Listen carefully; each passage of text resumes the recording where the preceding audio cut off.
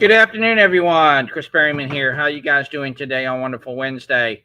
Listen, this is going to be a unique episode today, and everything because our guest, um, hopefully she'll show up today, and it's been one of those topsy turvy kind of days for me today. It was just, and we may end up having to split this up into two different episodes and everything. So Uh, just want to let everyone know today was just one of those kinds, like I said, days. And I just let everybody know who was supposed to be in attendance today, that we probably wouldn't start uh, until maybe 6:30 tonight. So, uh, so just want to let everyone know today is going to, like I said, be a unique call and everything like that, because uh, I was at work until real late today, and the truck that we was had scheduled wasn't going to be there until probably after maybe now 4 o'clock in the afternoon. They said, "No, Chris, you need to go. You've been here since 8 o'clock this morning. We gotta let you go." And I was like, "Okay, not a problem," because I kept everybody in the loop and everything like that. So Brenda Lee's, hopefully you'll be joining us at the 6:30 time for you to tell your story and everything like that. I see we have James here with us today and Carla here with us Yep. today. How you guys doing today? Hot. Doing good. Well, it's been a weird day Oh. for me. I can tell you that.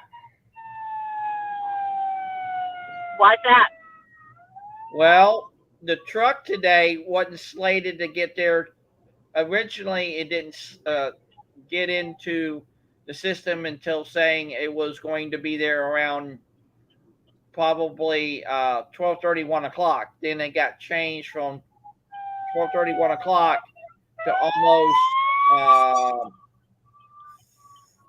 I want to say 2:45 or Oh something Yep. like Lord. that. And then next thing you know, um, it was just one of those kind of weird things. And I checked it again, and it said it wasn't going to uh, be there until after 4 o'clock. And I'm like, okay, no worries, and everything like that. What kind of rig? Well, so, Are you going back to so work? no. I'm not going to go back to work and everything like that. So, Thank God for just that. Yeah. yeah. So, but like I said, if you guys can talk just for a couple of minutes, that'll be great, and everything like that. And we'll do a little something. So that'll be great. If you guys can kind of hold down the fort just for a couple of minutes, that'll No be great. worries. Hey James, how are you? Toasty. Toasty. Is it warm up there High 80s. in Massachusetts? Yep. Wow, you're North warmer than we are. supposed to be 92 tomorrow and almost very close to 100 on Friday. Oh my goodness, you're hotter than Atlanta. See them fires up in Nova Scotia, huh? Yeah. Wow. Amazing, huh? I heard some fire trucks going I by would you, never think that it would Miss get. Paula. Actually, it was it's the fire, the what you call it, the fire department ambulance, Yep. Yep. EMS. There we go. I'm And about Miss 100 yards behind Maroon. them. They passed me before. Wow. Miss Miranda, how I'm are trying to you? figure out where they're going. Hello, hi. I'm doing well, thank you. Very Here good. it's Hey, raining, Miranda, it's cold. Hi, Carla. where Here are the you? weather, Where are the you? cold weather won't go away. Like we are waiting since March, the weather to get better, but for some Where are you reason, located? I'm located in South Europe. near Italy. Yeah. There's a small town, Kosovo, Hmm. Oh yeah, I know it. and Oh, that's right. You're in Costa. Yeah, yeah, you're yeah, across yeah, from yeah, Italy. Yeah. yeah, Wow. yeah. I But lived it, in it Milan. won't go away. But hopefully, it will Yeah. get better. I don't know. It affects our mood as well and our productivity, and we want sun, but for some reason, it won't.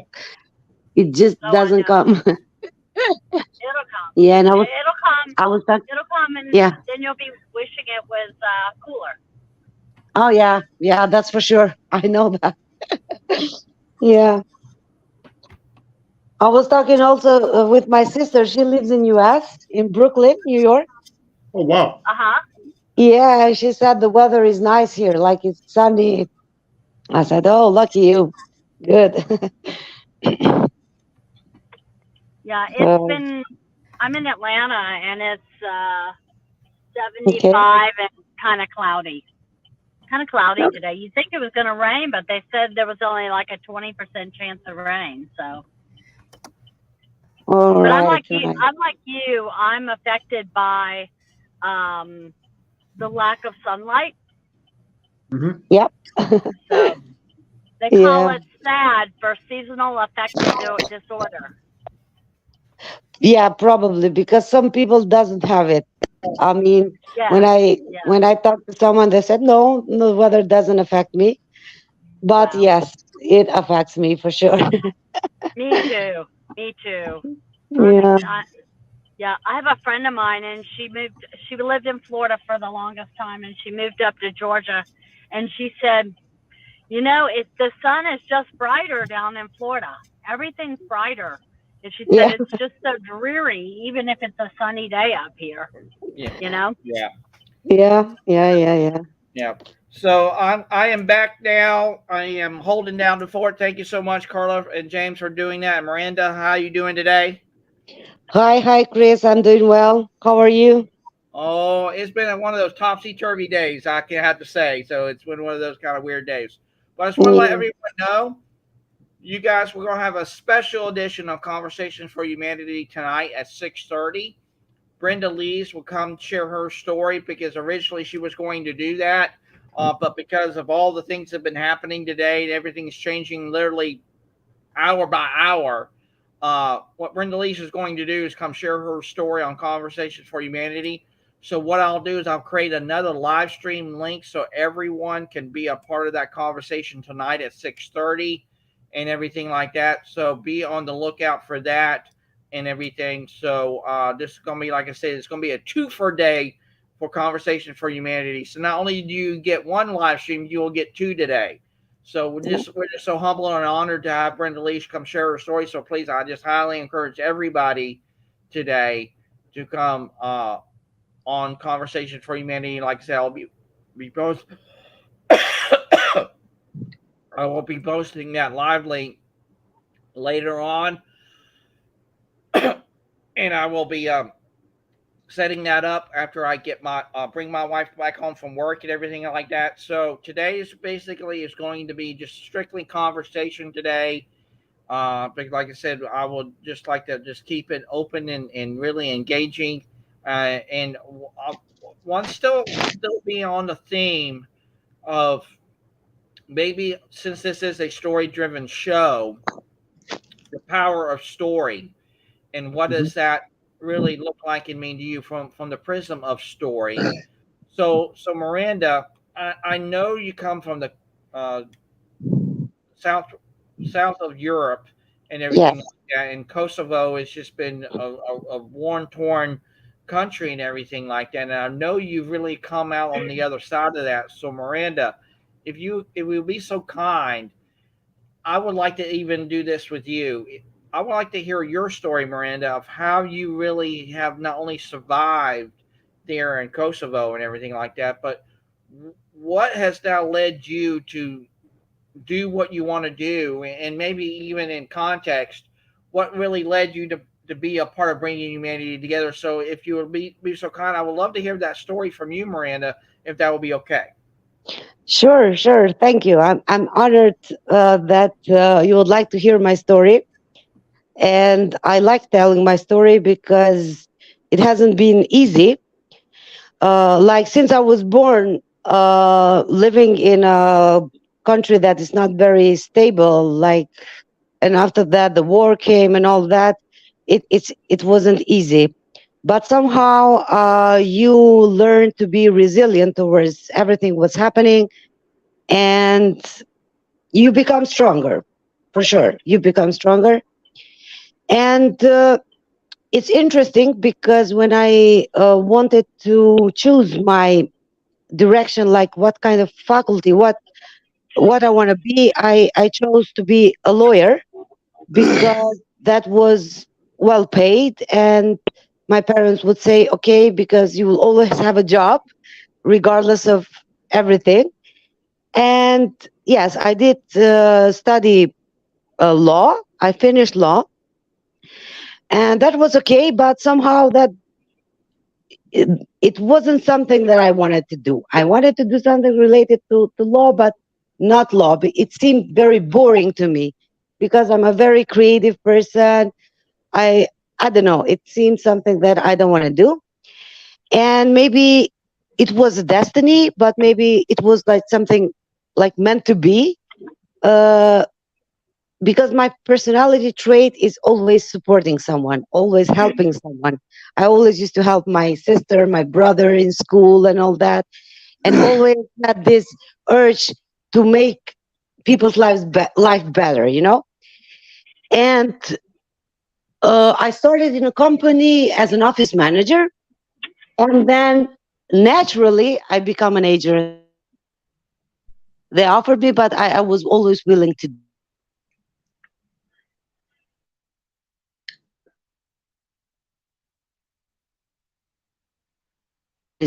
for peace here. It's an international organization, and that's where I gained my experience as a human resources.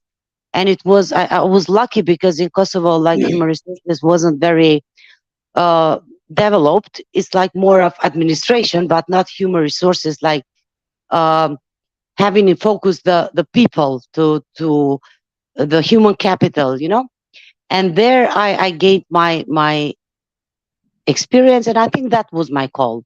And now, for example, and after that, I used to work in the US companies. Tech companies now are very popular here, developers, and it's very well paid, and also as a human resources. But yes, this is my call, and I wouldn't do anything else. You know, like I'm on the right path, and I'm happy that I chose this. And I think that it wasn't just coincidence. It was my destiny, and I will continue to contribute. And although still in Kosovo, they don't accept human resources.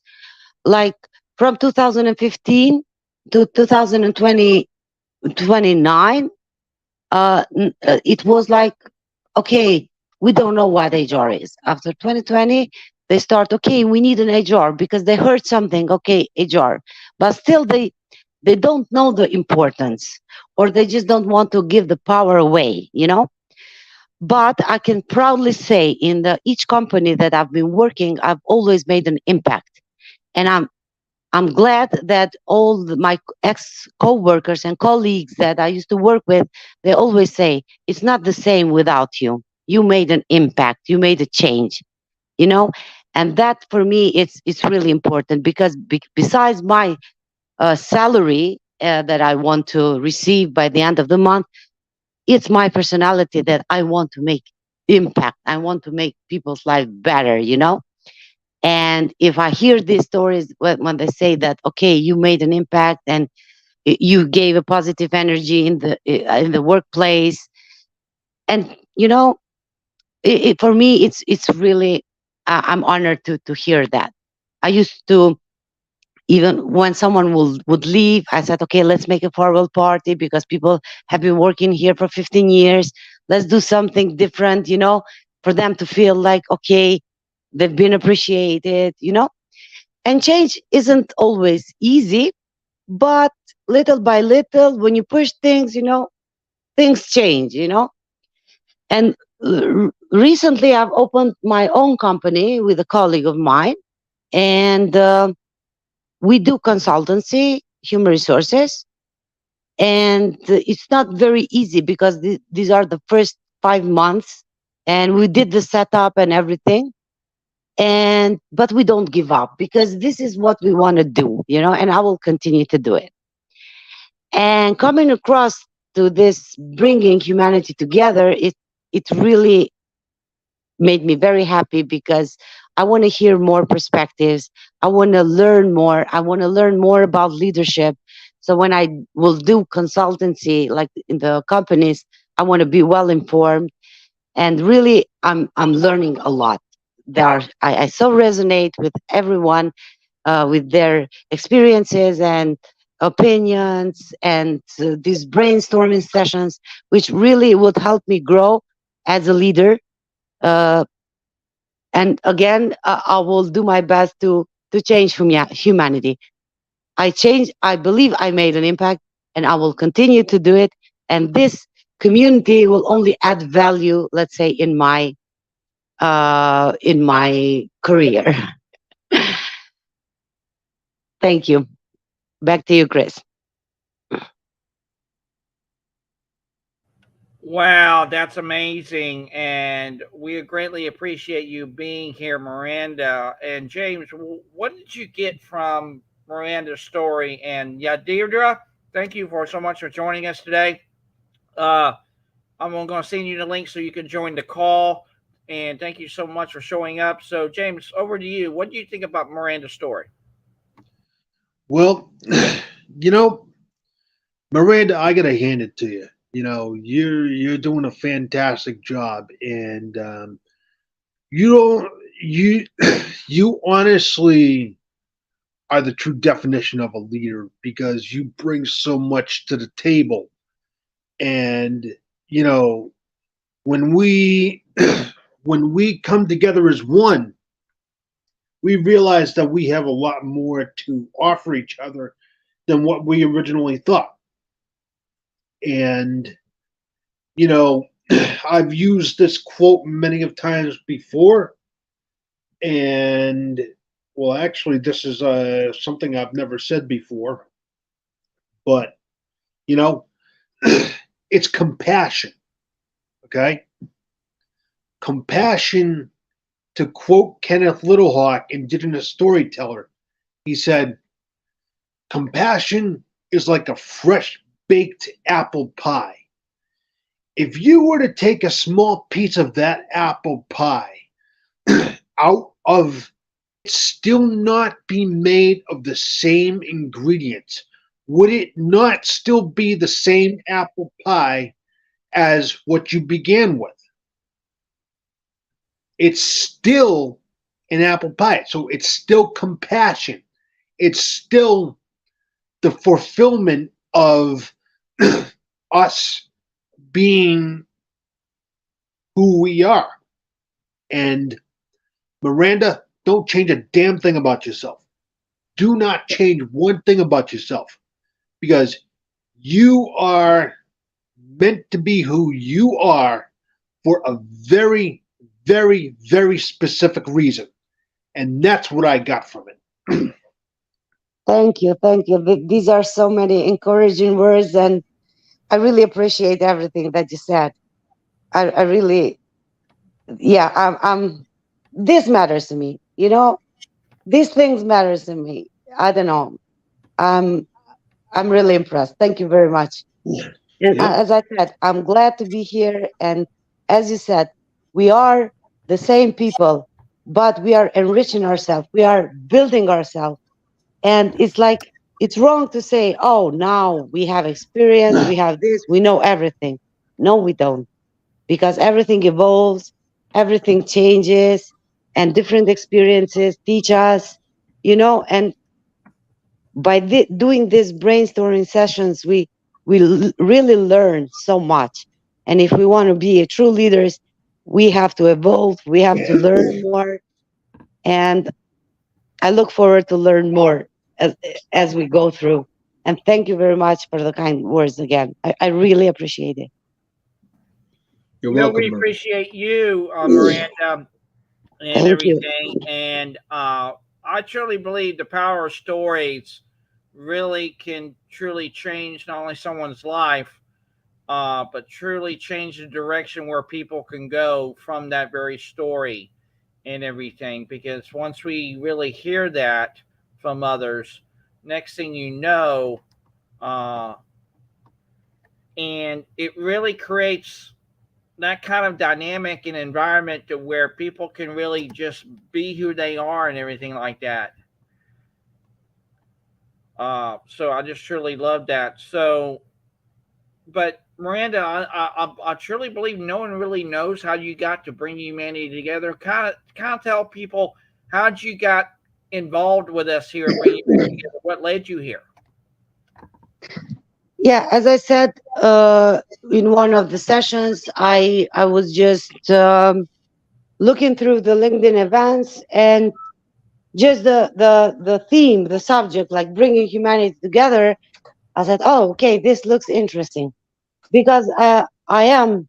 It's my value, It's something that I it resonates with me, And then I looked through your LinkedIn, Chris, and there was a posting that you said, right is right and wrong is wrong, because sometimes in the organizations, um, you have values, but the company has other values, and sometimes they don't appreciate the right approach, or they are not interested to that, And that's why when I saw that as well, I said, okay, this is for me.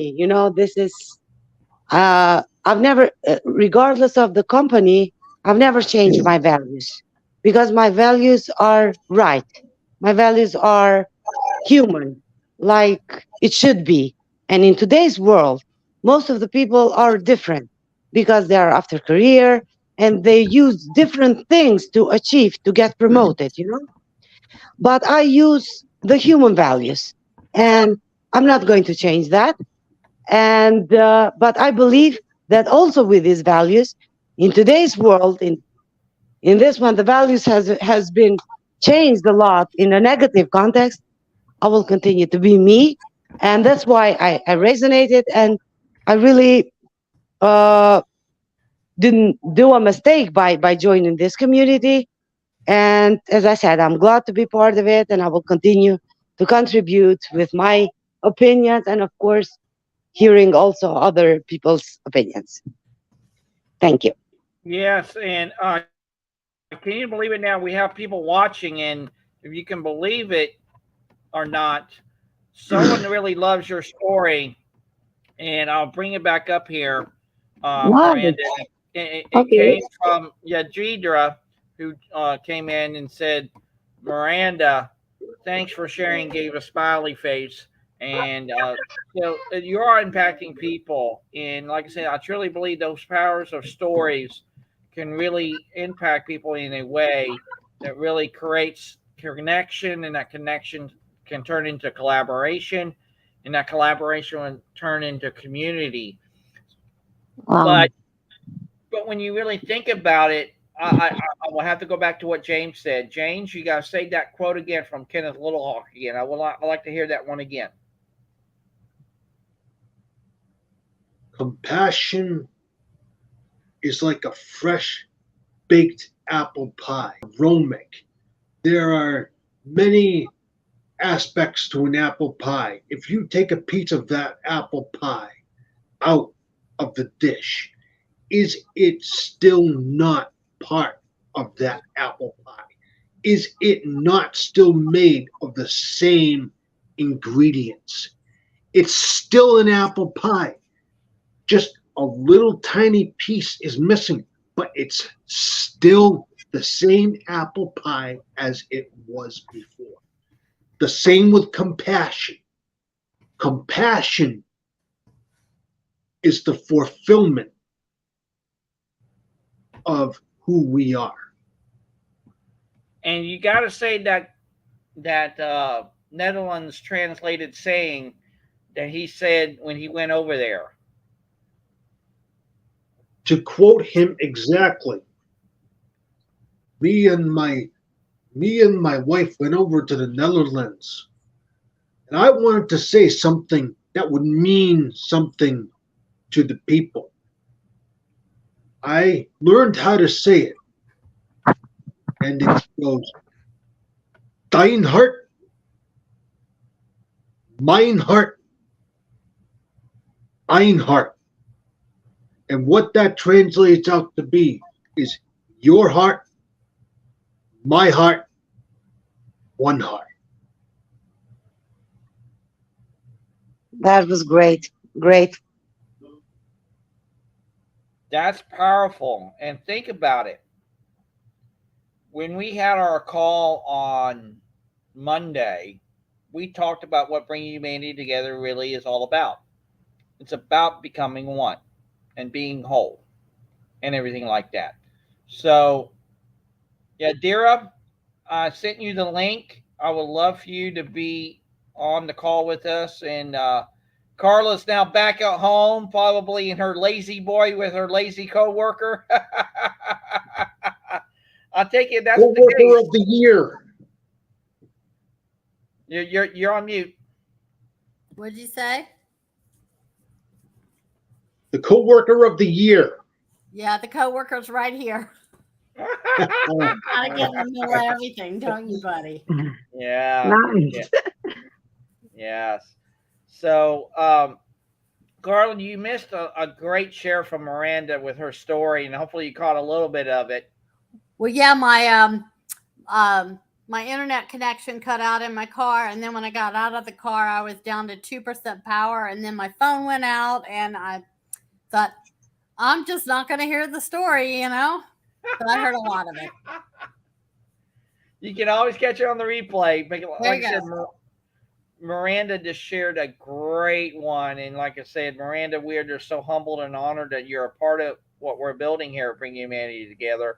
But I got to ask you, Carla, is there power within a story? Well, absolutely. Stories are what make us unique. We all have a story to share.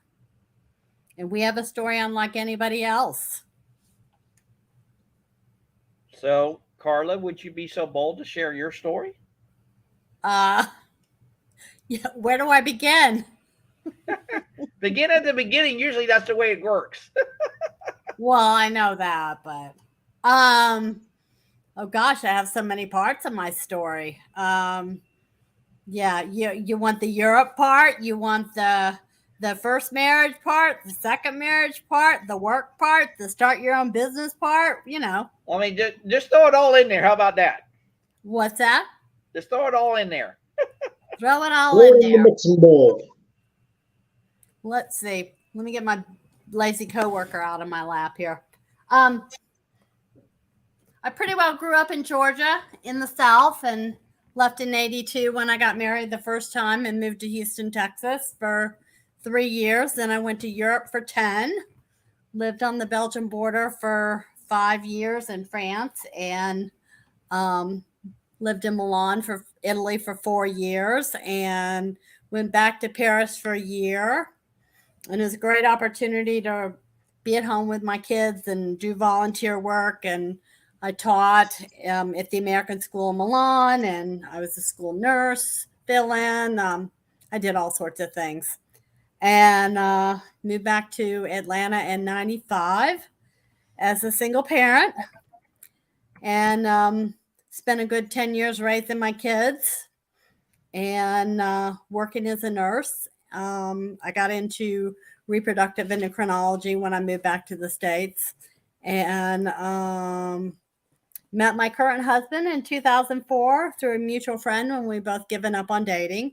And we've been married for 17 years now, almost 18 years. I was able to leave healthcare. Well, I had a crazy idea when I was 50. I was going to go back to school and get a bachelor's degree and my master's degree. And long story short, that just about destroyed my health. And it gave me a 50 to 60 hour work week and $10,000 more a year. But I got into health and wellness just mainly from my own piece of my own health and wellness, since I did such a fantastic job of destroying it when I was going back to school and trying to work at the same time. Insert sarcasm. And I've been doing that ever since. And I was able to leave healthcare in 2019 after being let go from a job. And it's been the best thing that ever happened to me. God told me that we're going to grow your business. And that's what I've been doing since 2019. At the time, I was looking to do something else anyway.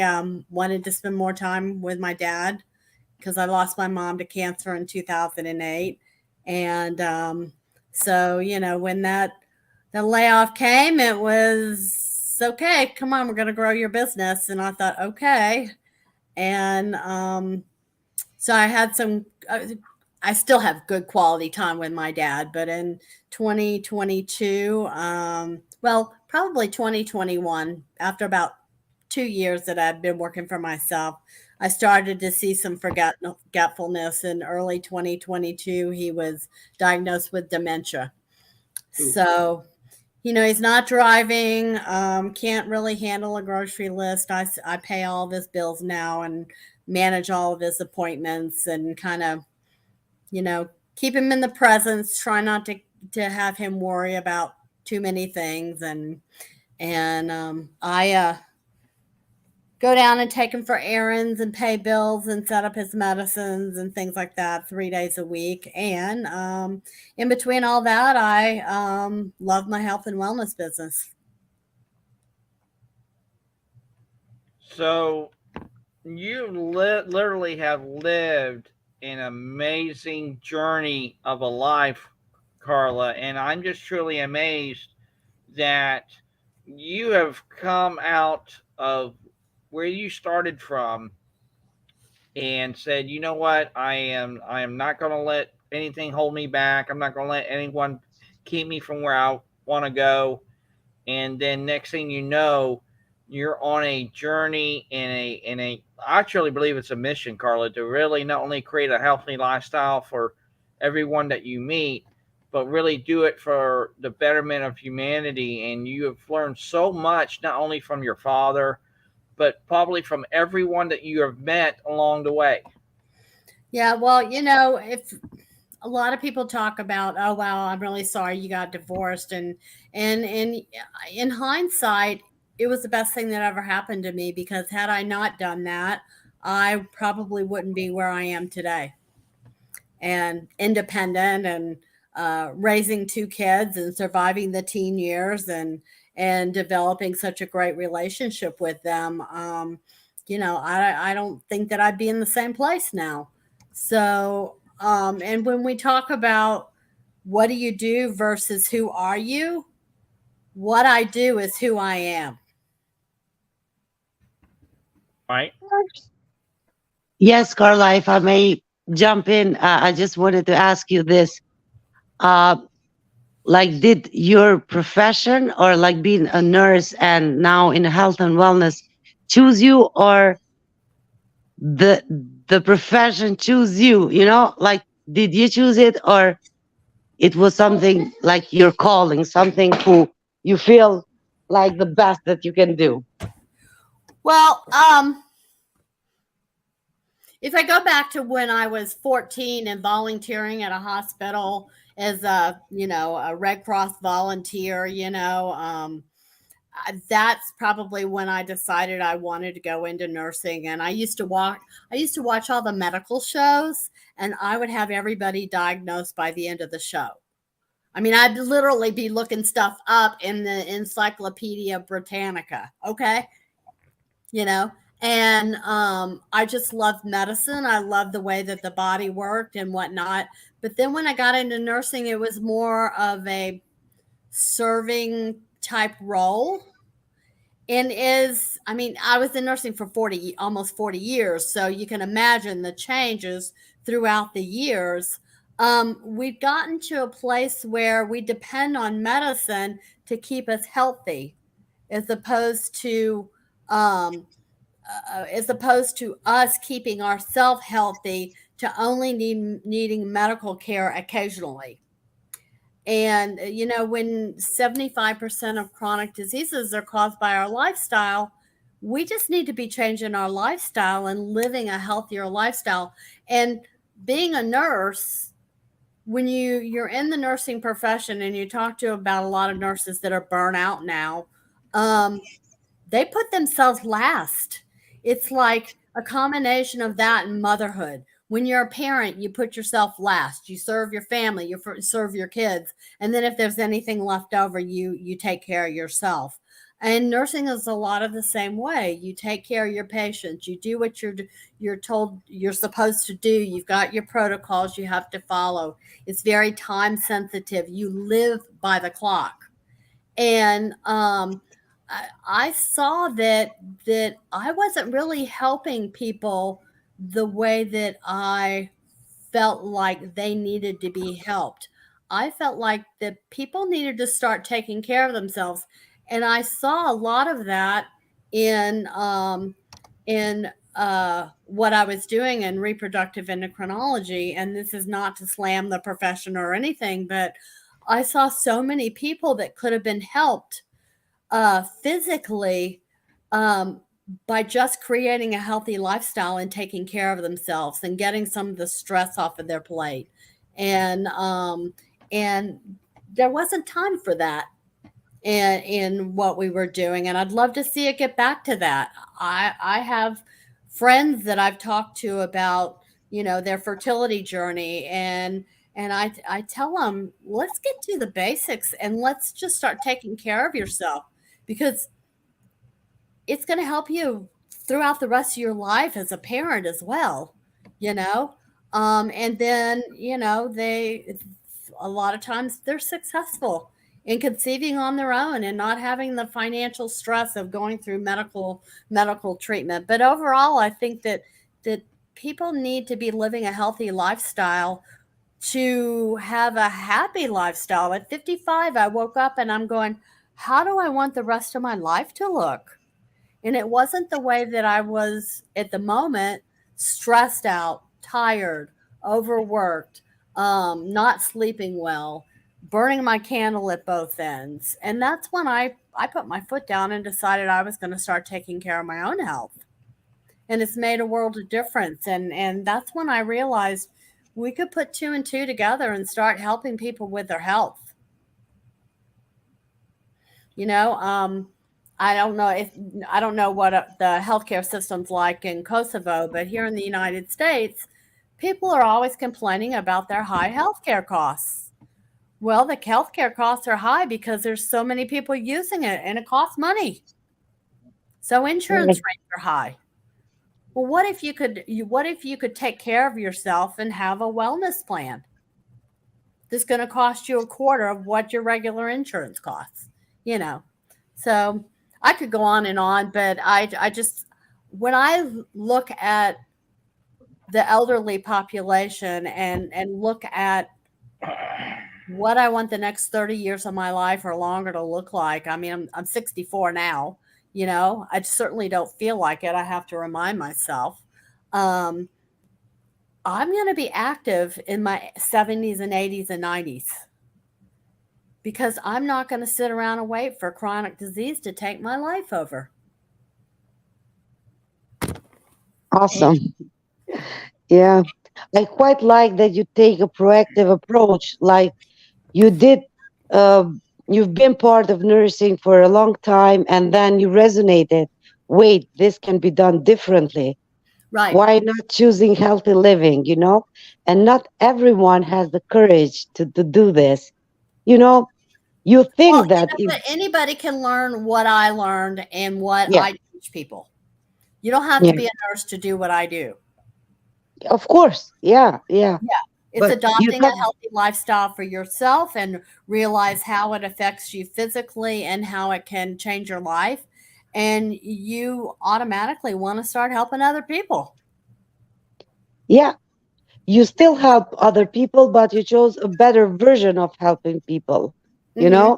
And this is like evolving. This is something like thinking, moving forward, like you did something much, that you believe in, that it's better than if you would be working like always tired, always Mm-hmm. burned out, and not happy, So now you're helping people, you take care of yourself, and this is very impressive because not everyone can do this because sometimes they are afraid of change, they're afraid of entering in something different, but Right. that's how we should do it. That's how we should evolve because if something is not making you happy, you have to find other ways that you will bring the best of you by helping humanity, Mm-hmm. Yeah. And I'm sorry about your mother and about your father because I know how it looks when dementia starts, and my mom has the first signs. It's not a good feeling, but it is what it is, and you just have to live with it and to do as much as you can. I just Well, want to say, having a healthcare background, I realize that we're all gonna die. And my spiritual background tells me that this isn't my final resting place. This is just a chapter, you yeah, know. And I know that one day my dad's going to pass away. I totally understand that, and I I believe at this moment that I'm ready for it if that should happen. Lord knows what I'll be like if that ever happens. But right now, my mission is to give him some sort of quality of life. right. And Yeah, the sheer fact that I can do this and then sit at the car dealership getting my car serviced and connect with people and connect with clients and from anywhere with my cell phone, it's just a total blessing in my life. yeah, And think about it. What is the five paradigms of bringing humanity together? Of course, it's leadership, human development, health and wellness, family, and community. And when you think about from what Carla has shared with her story, I just know in my heart of hearts that health and wellness is going to be in every aspect of our lives, whether it be at work or even at home.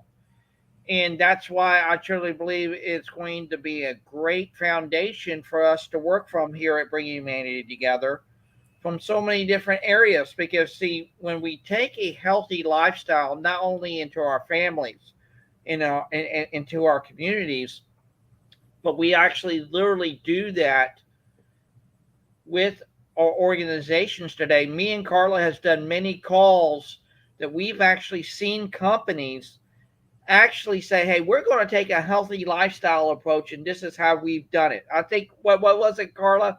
There was like 5 or 6 different people on a YouTube video that we saw from, I guess, 5 different companies that said, "Hey, this is what they did, this is what they did," and that kind of thing. And it was really amazing to see people that actually I think, what was it? One cafeteria had nothing but healthy type food, wasn't it? Yeah, I can't remember. That was quite a while ago, but yeah, you know, it's great to see that happen in organizations. In the place where I worked last, we had a wellness program, and it was pretty cool. I was like, people would be crazy not to do it, but we had a lot of crazy people because there were only probably a handful of us that actually participated. They had a wellness person come in, and she and I were both on the same wavelength. So a lot of times we just shot the shit and shared recipes, But if I met with her on a quarterly basis, I got free medical insurance, and dental and vision insurance with a company, which is it's huge. But Yeah, trying to get people to actually participate was like pulling teeth. It was like, what do you not see about the benefit of this? yeah, You know, not all companies are like that. yeah, yeah. And Brenda Lee says, "Hey, Brenda Lee's, like I said, we're gonna have a special edition of Conversation for Humanity for you tonight at 6:30 p.m. So we're glad that you are here. And again, Yadira, I just sent you the link to come share your story on Conversation for Humanity too as well. And please click that link, Yadira, and we would love to hear from you about what Carla has shared with her story, and Miranda with her story, and Brenda Lee's. Like I said, we're just so humbled and honored that you're a part of our great and growing community and movement too, as well. And it's really going to be amazing. Um, and yes, I got to read this because Yadira just shared this. Think about this. I, I guess slowly moving out of my comfort zone and walking into purpose. I am learning and making connections to become a better version of myself in order to pour into others the best of me the and in the in turn bring out the best. In turn bring out the best in them. Dira, I love that, That's and especially awesome. that last little part about a bit becoming a better version of yourself in order to pour into others and to show up with the best of you, and also in turn bring out the best in others. And see what you're talking about there, Yadira, is about the human investment dynamic, which comes from the human development dynamic here at Bring Humanity Together. Because see, I truly believe the best investment is the human investment, and that pays dividends when you really know who people are and really why they do what they do and understand where they want to go, whether to be on their health and wellness journey, whether to be in their leadership journey, whether to be in their human development journey, or even when it comes to family and community. And think about it, family is not necessarily by blood. Family literally can be that very community in and of itself, into such a degree, you literally, by de facto, to a certain degree, gain a family in our businesses today. Because, see, that culture can be ripe for that growth potential and that thriving potential, and even that connection potential when you treat people like family, even at work. And see, a lot of our organizations today, they say they have the kind of family dynamic and do that, but I want to go to you, Miranda, and want to go around the room with this. In the places that you worked at, Miranda, have you had that sense of true family connection with the people that you worked with, not worked for, but worked with?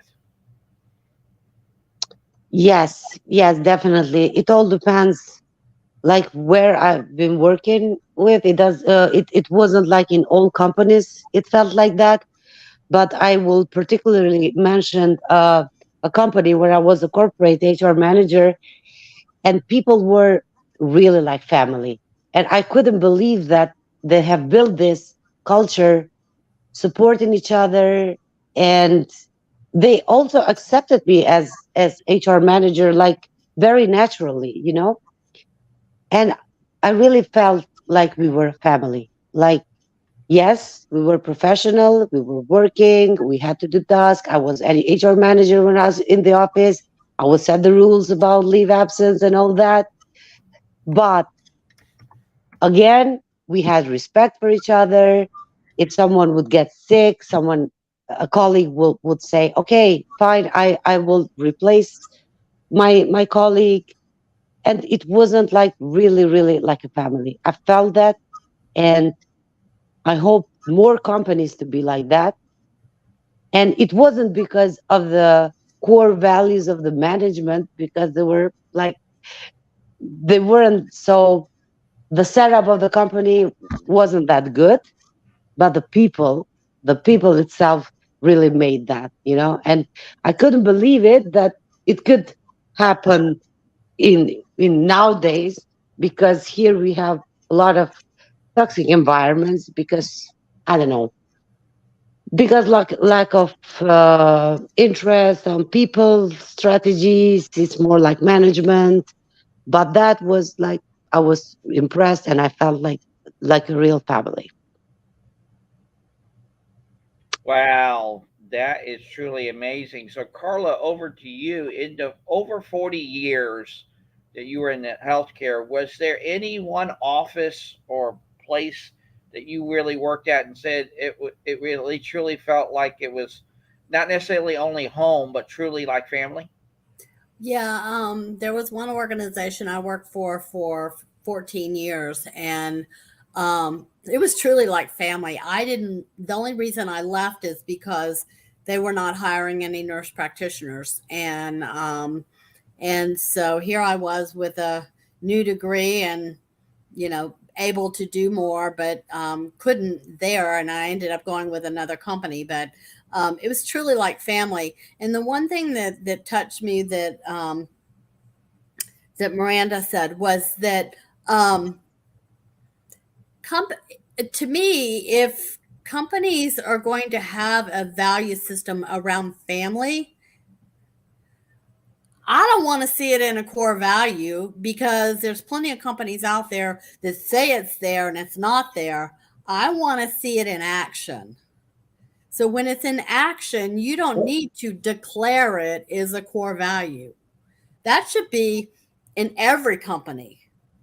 So show it to me with action to where you don't need to declare it as a core value to remind everybody, oh, make sure that you're living up to our core values.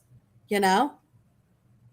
When companies talk about this diversion, equity, and inclusion, just treat people right. Treat them kindly, respect them for individuals, respect them for their cultural differences, learn about their cultures, learn about people, and treat them with kindness.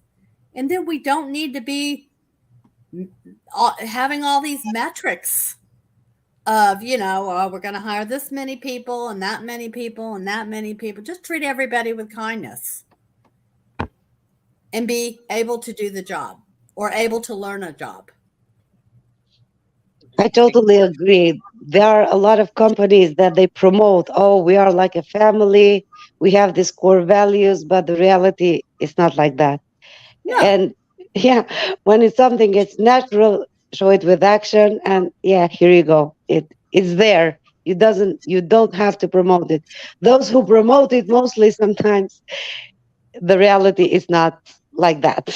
They are not Yeah. like family, but they want Yeah. to promote something that it seems like a family. When you truly do it, you do not have to declare it as a core value and remind everybody. Definitely, I agree. So James, in the over 16 years that you worked in the custodial industry, Yep. have you, and I'm sure at the schools that you worked at, did they actually treat you like family and made you feel like you were really a part of that dynamic? You know what? I'm going to be honest with you. They did not. When you're a custodian, you're nothing more than a number. You are nothing more than a number when you punch in. When you punch into that time clock, all you are is a face. That's all you are. And I don't mean to sound like a Debbie Downer, but it's the truth. So many custodians get walked over because people see them as pushing around a broom, when it's so much more than that. Okay? Here's an example of that. One particular night, we had 6 events going on at once. Okay?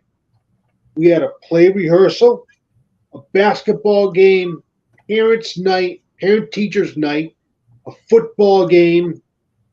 Then we had soccer practice and a musical rehearsal. Within all of that, we were expected to jump from point A to point B like that. And when we're off of the job, we're not that number anymore. We're a human being.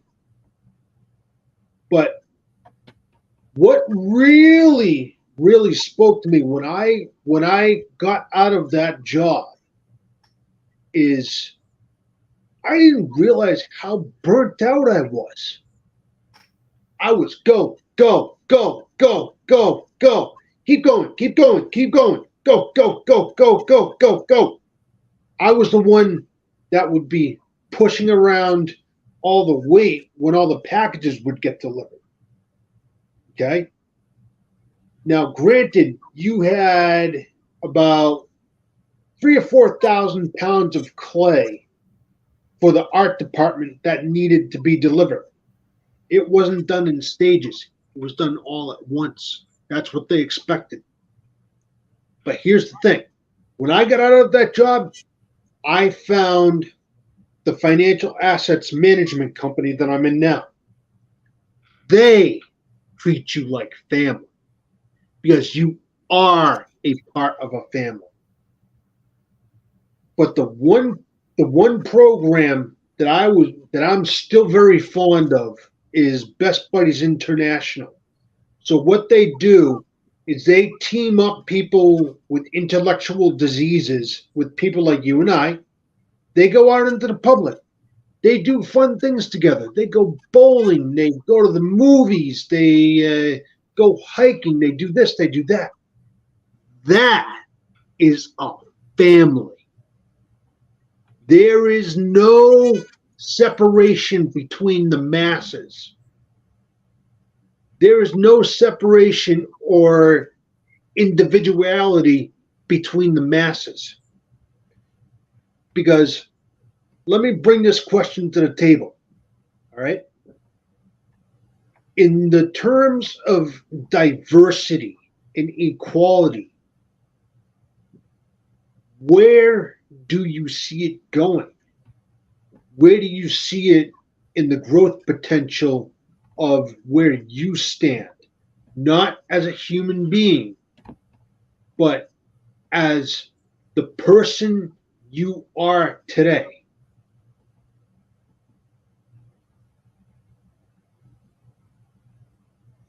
Wow. Carla, over to you. What's your thoughts on that? I'm still thinking about it. Me too. It got me thinking.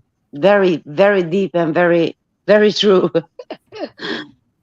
I think you have to think about how you treat people individually now compared to how you could treat them differently or be better at treating them equally. Here's the thing about me, because I never understood this. Because since I was a child, I've always treated people equally, you know? And I don't know, like because it is, because I am who I am, like I never understand why people shouldn't be treated equally. Why Mhm. people don't treat people equally, you know? And this in my mind, like it's been for years, you know? I'm always humble. I don't know. I always treat people with respect, even in the workplace, you know. And I don't know. For me, is this there's always been a dilemma. Why not to treat people different? You know, why you shouldn't treat people equally? You know, but I've seen it, and I know how it is. But still, in my mind, it's like I don't know why. Why it's like that? And that this question has always bothered me, Yeah. to be Well, well, honest. well, think about this, Miranda and James and Carla and Brenda Lee's and Yadira. You just added some great value here. I'll go to Brenda Lee's first, and she said, "I've heard this from so many clients. They want to be able to be their authentic selves and be appreciated for it." And then Yadira said, um, "All jobs have an impact that make a difference, no matter how small or big the task is. Hope you know that and feel appreciated, James." So that share really hit Yadira very well, to her and in your share, James. But think about this. I will go again to that very great Star Wars quote that has changed my life like you will never know, is to embrace others for their differences for that which makes you whole. I'll say that again. To embrace others for their differences for that which makes you whole. If we can treat people, like Carla said, with kindness, with respect, honesty, and integrity, and just lead with our humanity every day and every way, and just ask people to do the very same, nothing more, nothing less, then we can move humanity forward like no other time in human history, because again, we're allowing that to occur. We're not asking people to think like we think. We're not asking people to do like what we do, because there's only one us when you really think about it at the end of the day. I'm not a clone of James. I'm not a clone of Carla. I'm not a clone of Miranda, or they're not a clone of me. We're not. But what is the one thing that does interconnect us all, which is our very humanity.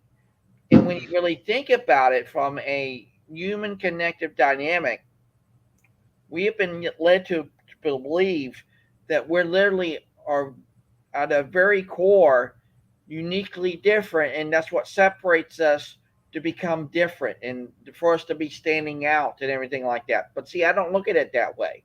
I look at it in the way that we really are united by that very humanity in and of itself. So not only is it the similarities and the things that are common ground to each and every single one of us on this planet that unites us and become one from it, that really is powerful, but also recognize that within that kind of dynamic, there's a balance to that. That the other side of that coin is the very differences that makes us unique as a person. Because think about it, at the end of the day, it would be a very boring life to live or even be a part of if I was just exactly like Brenda Lee's, or exactly like Carla, or exactly like Miranda or James, or they are in turn the same thing like me. That would be that becomes to a point of being in a hive mind kind of mentality. And Brenda Lee's has just said this to us. I think the bigger question and deeper reflection is, are we treating ourselves how we want to treat, how we want others to treat us? Absolutely. Think about it, Brenda Lee's. It's the golden rule. Do unto others to have them do unto you. And see, there is truly that golden rule of humanity. But we got to ask ourselves, do we actually embrace that? So, Carla, over to you. What do you think about that? I think that there's a lot of people that treat other people nicer than they treat themselves. Why do you think that does that occur? I don't know. But, before you had said that, I was thinking about this diversity, and we're all diverse. So that base is kind of covered because we're all different. We all have different stories. We all come from different backgrounds. Who defines the equity? I won't get into the politics of it, but no, I'm just saying, I'm just throwing it out there without politics. But yeah, what would be equal to me may not be equal to somebody else. Right. And we all have the God-given right to happiness and creating our lives in this country. I don't know if there are other countries that have that same God-given right, so to speak. I mean, it's in our Constitution that we are, we are able to create our own happiness. And who came up with the in this whole diversity, equity, and inclusion? Who came up with the if you're going to say everything has to be equal, then what are the parameters of equal? I'm just throwing out there. I want to know who's making it up. And see, to me, it's not about the equity piece. It really isn't. I really truly believe it is about getting close to the equality as possible. And see, when you think about it, Carla, it's done it in a place that where, again, what is our logo? And I have to show this to everyone right now. So just bear with me 1 second, everyone. I truly believe people are going to resonate with this. So just 1 second. I want to show everybody our logo.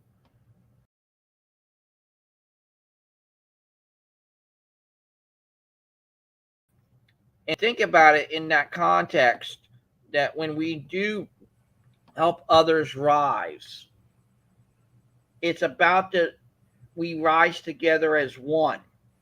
And it's not about the equity kind of dynamic that we have been led to believe, because see that diversity and equity and inclusion in one way, shape, or form has been around for a great many years, but we not really have heard about it until the most recent years, uh, just when the pandemic really started and everything like that. So now you're seeing companies today get into the DEI space and everything like that. But what if we was to flip it around and have it from a place that is about diversity, equality, and that very inclusion? Because you really think about it, at the end of the day, it's already there.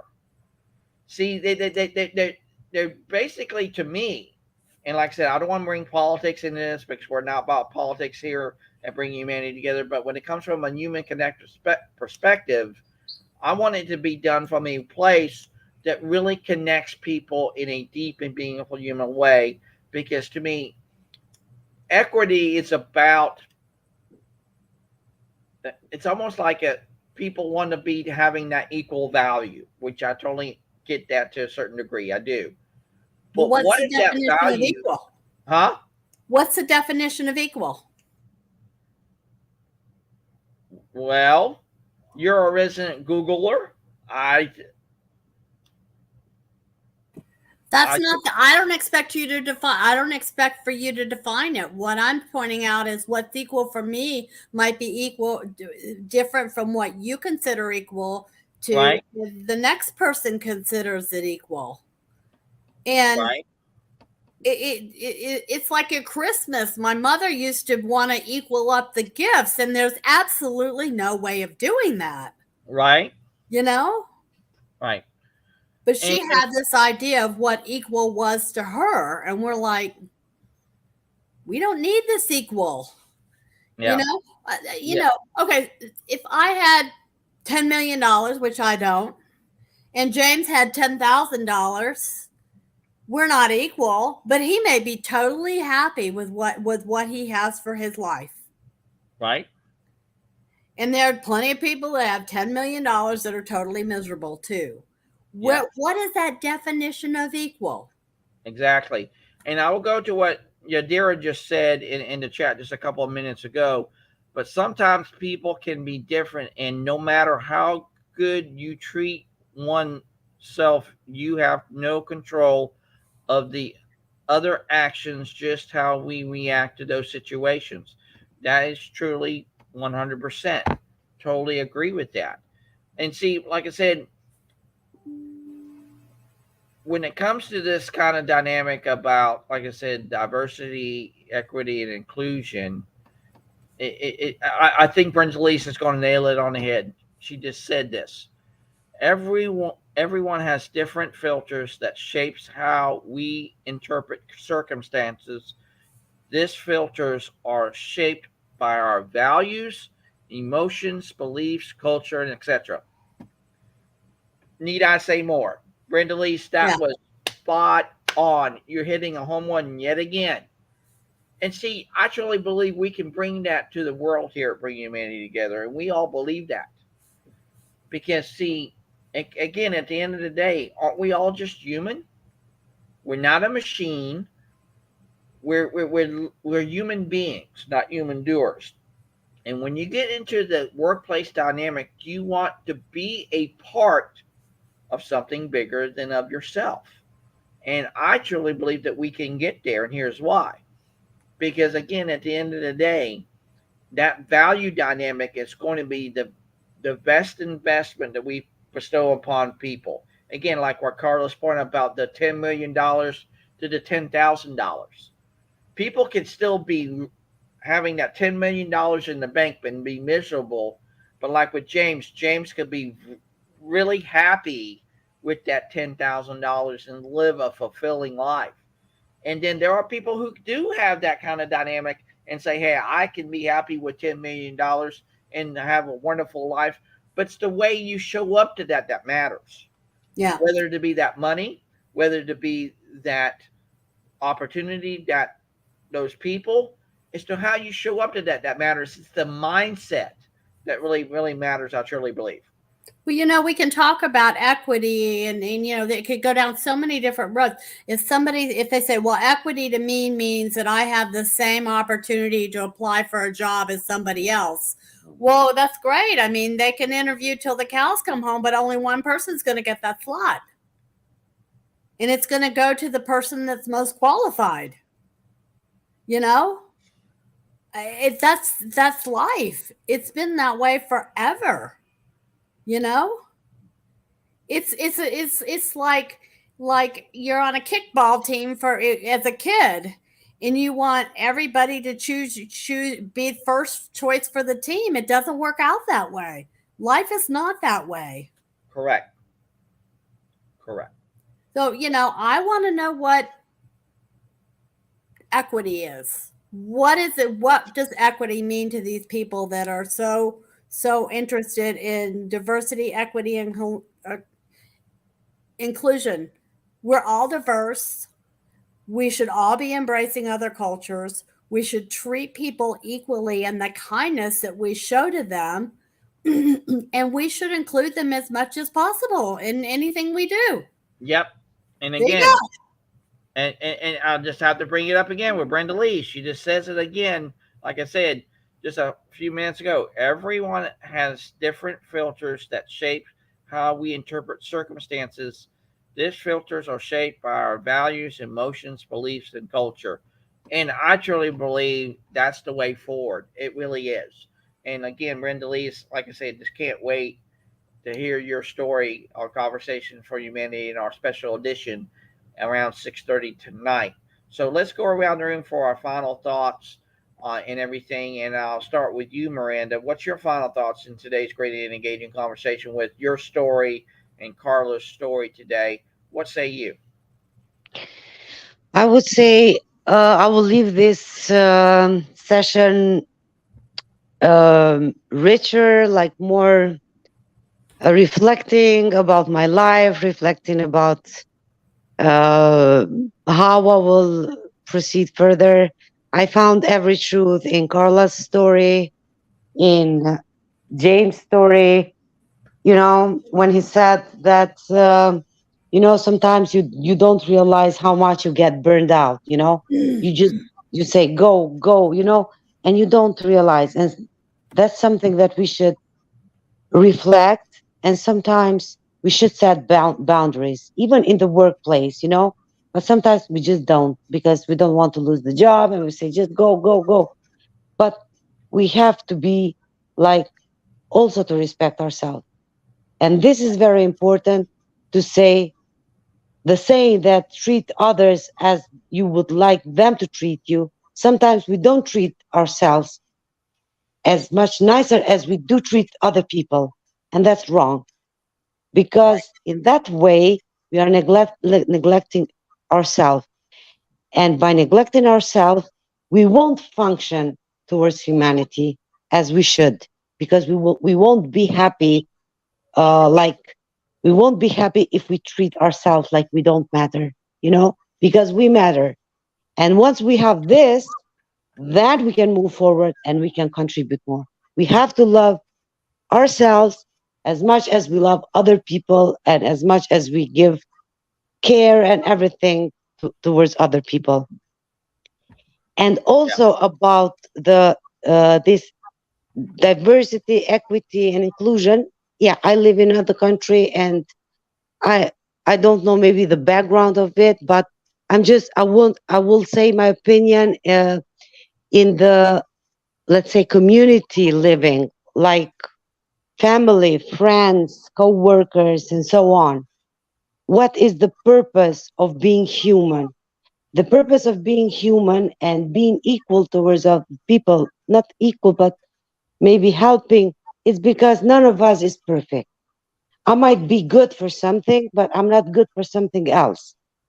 And if I help you, Chris, with something that maybe you are not so perfect, and you help me with something that I'm not so perfect, we rise together. And I think this is I think this is the point of helping each other. But because none of us as one, we are not perfect, But if we allow others to help us, we will become perfect, and vice versa. We will help others to become perfect. And in this way, if we work together in the workplace, the family, friends, it doesn't matter where, then we will move much forward than we can do it ourselves. And Well, think about it, Miranda. What you're literally are sharing there in and of itself, and that was truly an amazing, powerful share, is you're talking about the journey of progress over perfection. You really want people to move forward no matter where they start from and where they want to go. You just right, let them be on that journey in and of itself, because I truly believe it's not the destination that we seek that matters. It's the journey in and of itself is that very destination. So when we understand that journey for each and every single one of us in our lives, we can be really, I truly believe we can be literally become perfectly imperfect, because we're allowing ourselves saying, hey, I'm going to have those bad days. I'm going to have those things that really is like to me today. I was I was looking at the calendar today about what time is that truck going to be today, and I had to move and be right, fluid. But I yeah, didn't let that stop me, because yeah, I knew that I could show up to that change in a way that's going to be beneficial to everybody. And I'd see if we just allow that to occur in our lives, that completely changes the game. So powerful share, Miranda. I really do. So Carla, over to you. What's your final thoughts?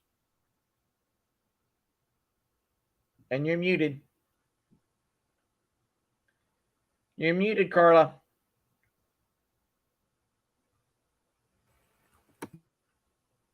Let's see. There we go. So yeah, I'll make it quick.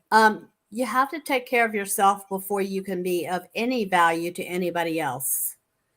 And because whether you're a parent, you're a nurse, you're a spouse, whatever, a friend, a partner, whatever, if you don't take care of yourself, you're not giving your whole self to the people that you serve. Right. Well said. James, over to you, sir. Okay. I'm going to leave everyone with this. I particularly want to give a big shout out to all our veterans, our troops, our first responders, and everyone who's keeping us safe during this crazy time and all crazy times, and all times for that fact. You know, I'm a firm believer in showing respect to others as I show respect to myself. You know, I'm a firm believer in doing the right thing for others as I expect the right thing done for myself. And am I perfect? Hell no. Never was, never will be. And I'm one of those people that if you call me perfect, I'm going to call you out. I'm going to call you out right on the spot. And, you know, you're probably not going to like what I have to say, but it's the truth. I'm not perfect. None of us are perfect. And, you know, Miranda, your share today was absolutely phenomenal. Carla, your share was absolutely phenomenal. Chris, your share was absolutely phenomenal. And, you know, when we dive deeper into that, you know, we are all one family. There ain't a damn bit of difference between any of us. We're all human beings. We all live on the same earth. Do we not breathe the same air? Do we not walk on the same ground? Do we not see the same sun? Do we not look at the same sky? You know, we are all a family regardless of how you look at it. Yep. That's my takeaway on that. Yep. Thank you so much, James. I really appreciate you. And again, I will just leave everyone with this very tidbit of final thoughts from me. I just truly believe the power of stories is very powerful. You just allow that to occur, and you just meet people where they are and take them for who they are, and build that bridge to them and with them in such a way. Not only does it work in their world, but also works in yours. And I truly believe the very definition of change will come to pass. And literally, it's a gift in and of itself, which is transformation. How can you be transformed from an opportunity or a conversation or even a very moment in time that can literally send you into a different trajectory that you didn't even see coming and everything like that? You just never know what gifts can be bestowed upon you again. But as long as you show up to life anyway, that you allow that to occur and see those gifts in and of itself. So great call today, everyone. Like I said, I'm sorry it's been so discombobulated today and everything like that. But again, we thank all of you being on this call today. We had a great number of people watching, so let's keep up with those numbers. Hopefully, we'll get more people to these calls. And if this resonates with you, please come to our calls each and every single Monday, Tuesday, Wednesday, Thursday, and Friday. And we'll love for you to be a part of that. So, again, from all of us here, Bring Humanity Together, thank you so much, everyone, for being a part of this call today. Carla, Miranda, James, Brenda Lees, Yadira, and we, like I said, can't wait to collaborate and speak with each and every single one of you. And if you'd like to know more about Bringing Humanity Together, please don't hesitate to send a message to me and we'll make that happen. And again, be on the lookout for our special edition with Brenda Lees tonight at 6:30 Eastern Daylight Time. After I get off this call, I'll be posting that on LinkedIn. So everyone be on the lookout for that. And we would love to see you there tonight at 6:30 Eastern Daylight Time. So from all of us here at Bring Humanity Together, have a great day. Make your day. And Yadira, can't wait to speak with you, ma'am. Thank you so much for being here today. And Nan was on the call listening in too as well. So we can't wait to talk to Nan too as well. So have a great day, everyone. Make your day. We'll see each other at 6:30 tonight for our special edition on Conversations for Humanity. Have a great day, everyone. Bye, everybody. Thank